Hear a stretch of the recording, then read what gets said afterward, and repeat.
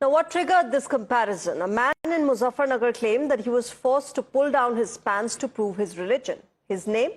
He claimed his name was Gopal. He was employed at a dhaba on the Kawad route. But here's the catch. As per sources, when this man was asked for an Aadhaar card, he claimed that he had lost it. No ID, no phone. The police later traced his Aadhaar card and found that his actual name was Tajammul. His father's name wasn't Suraj, it was Maqsood. Now, the accused in this case, Yashveer Maharaj, has denied that he or his men forced anyone to strip. The police have issued notices to 6 individuals, including the accused, Yashveer Maharaj, for demanding IDs from food sellers. The investigation continues, but this incident has exposed a larger issue. Fake identities being used on the Kawad Yatra routes. Listen in to the versions. क्या नाम है तुम्हारा? मेरा नाम गोपाल। गोपाल, क्या काम करते हो तुम? यही काम करूंगा, होटल पर रहूँ। होटल का काम। क्या हुआ? अभी हिंदू संगठन के लोग आए थे यहाँ। अभी इन्होंने 5 तारीख पहले आधार कार्ड चेक करा, आधार कार्ड है नहीं खोएगा। और क्या नाम मुझे नंगा करने को अब नू देख रहे मुसलमान हो क्या हो या तू?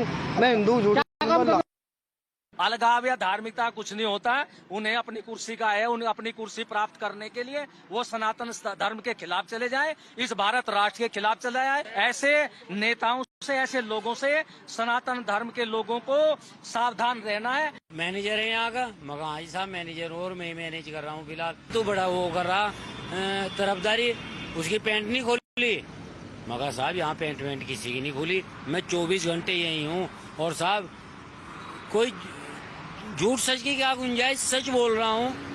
मेरे सामने कुछ भी ऐसी घटना नहीं हुई।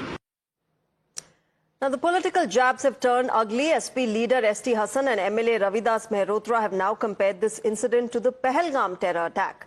Ravidas Mehrotra even went as far as to say that there is no difference between BJP leaders and terrorists. Remember, Hassan had yesterday created a storm that even in Pahalgam, terrorists made people pull down their pants. Now, this comparison between an act of Pakistan-sponsored terrorism and local law enforcement directives has sparked widespread outrage.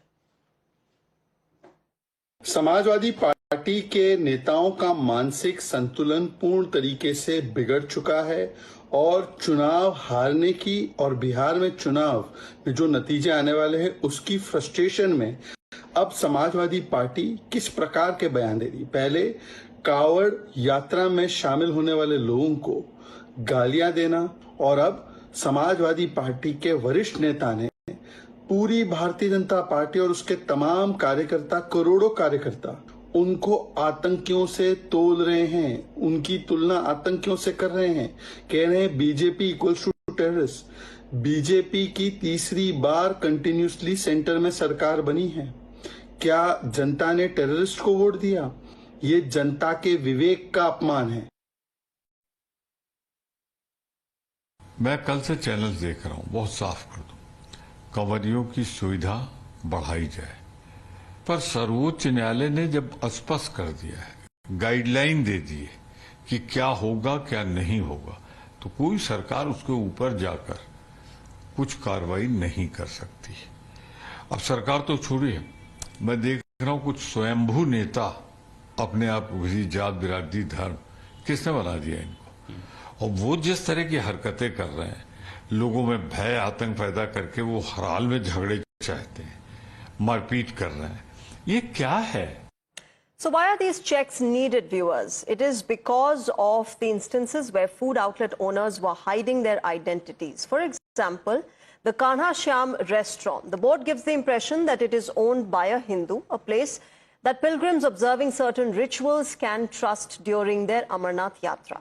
But look at the name displayed on the payment scanner, Saleeman Qureshi.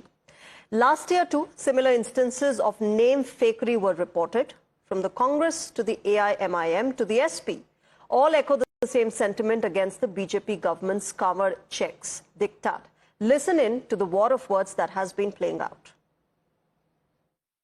क्या किसी भी civilian को ये right है कि किसी दुकानदार की चेकिंग कर ले और चेकिंग करके वो पैंटें उतरवा के देखे? पहलगाम के अंदर आतंकवादियों ने पैंटें नहीं उतरवाई थी।